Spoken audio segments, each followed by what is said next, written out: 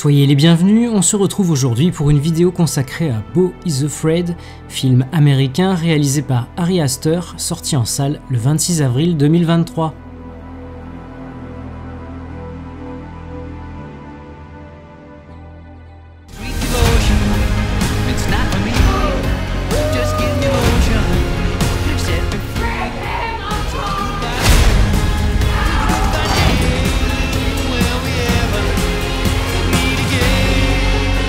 Do you want the truth now?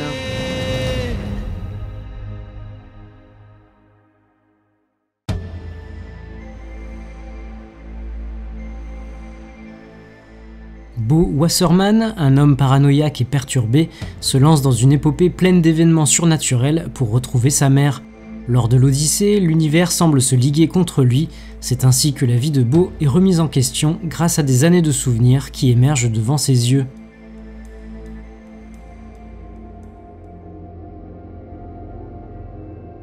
Après plusieurs courts-métrages réalisés entre 2008 et 2016, Ari Aster s'offrait une entrée plutôt fracassante dans le monde du cinéma d'horreur en 2018 avec Hérédité, drame intimiste décrivant la lente et inéluctable descente aux enfers d'une famille, un classique instantané qui m'aura marqué au point de ne pas avoir osé le revoir depuis.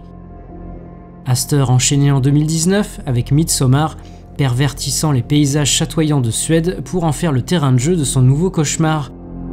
Deux œuvres proches en termes de sortie et ayant particulièrement marqué le public et la critique, il n'en fallait alors pas plus pour placer en ce jeune réalisateur l'espoir de le voir bousculer un peu le paysage horrifique et de rapidement le considérer comme un de ses nouveaux maîtres.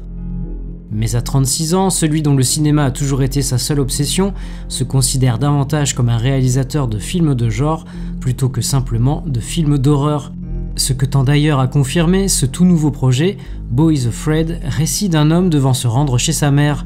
Rien de bien foufou dit comme ça, mais compte tenu de la personnalité compliquée de Beau et de relations non moins compliquées qu'il entretient avec sa génitrice, c'est pour lui un véritable parcours du combattant qui l'attend.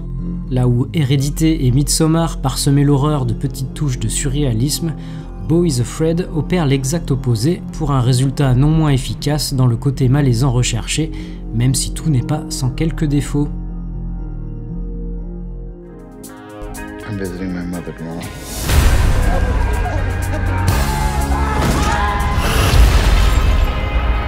Welcome back. I hit you with my car. What? I know.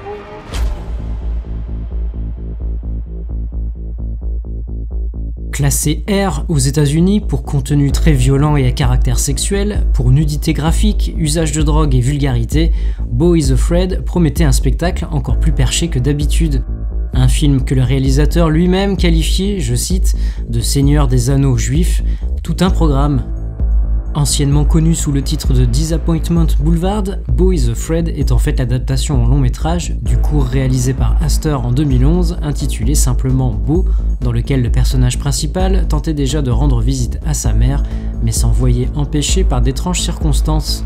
Prévu pour être son premier film, Aster avait dû mettre ce projet de côté avant de s'y repencher 10 ans plus tard, passant ainsi d'un court métrage de 7 minutes à un long de 2h59. La crainte étant pour le spectateur de n'y voir alors que le concept d'un court-métrage étiré plus que de raison, ou bien alors un long rempli jusqu'à la gueule de toutes les choses qui peuvent bien sortir par la tête d'un réalisateur décidément très imaginatif. Le fait est que Beau is Afraid s'avère extrêmement riche, trop sans doute pour en faire une vidéo à chaud comme je tente de le faire, trop sans doute aussi pour l'apprécier pleinement tant il semble difficile de raccrocher tous les wagons en un seul visionnage et de noter toutes les références, tous les détails disséminés avec malice ou perfectionnisme par le réalisateur.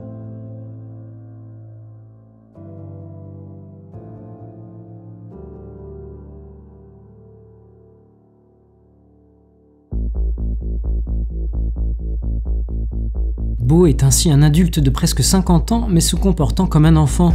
Resté semble-t-il coincé dans la peau de celui qu'il était, préadolescent, alors qu'il rencontrait son premier et unique amour. Pétri de névrose, la vie de Beau ressemble à un combat de tous les jours, chaque situation inconfortable du quotidien se transformant en véritable délire psychotique. Avec maestria, Aster nous plonge dans la tête de ce personnage gagné par la paranoïa et embarqué dans une série d'événements plus délirants les uns que les autres, dans un monde au bord du gouffre, plein de fureur et de cris. Volé, poignardé, séquestré, drogué, rien ne sera épargné à notre protagoniste durant son périple. Au cœur de ce cauchemar éveillé proposé par Astor, c'est bien évidemment la relation toxique entre un fils et sa mère.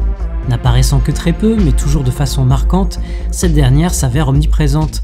Une figure féminine symbolisée notamment, dites-moi si je me trompe, par le motif récurrent de l'eau, de la scène d'accouchement en ouverture du film, au plan final de bateau renversé, en passant par la scène de la bouteille d'eau, de la baignoire, de la piscine, ou bien encore de la métaphore de l'eau du puits qui nous a rendus malades mais vers laquelle on revient toujours quand on a soif.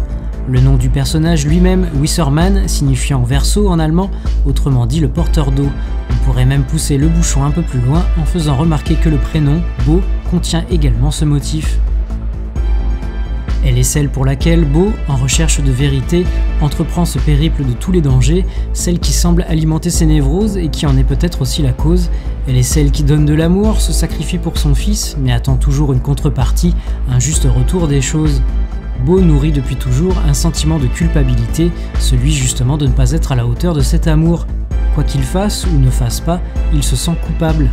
Un sentiment inculqué par sa mère et qui finira par le détruire mentalement et physiquement. N'ayant jamais réussi à couper le cordon, à s'affranchir de l'influence nocive de sa mère, il en vient, au cours d'un des 4 chapitres du film, à imaginer une existence alternative.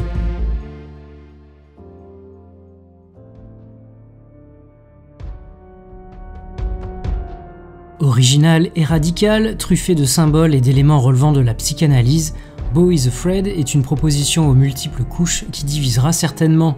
Sortant le spectateur de sa zone de confort et porté par un Joaquin Phoenix une nouvelle fois totalement investi dans son rôle, cette comédie cauchemardesque séduit également par sa mise en scène inventive et son caractère mouvant.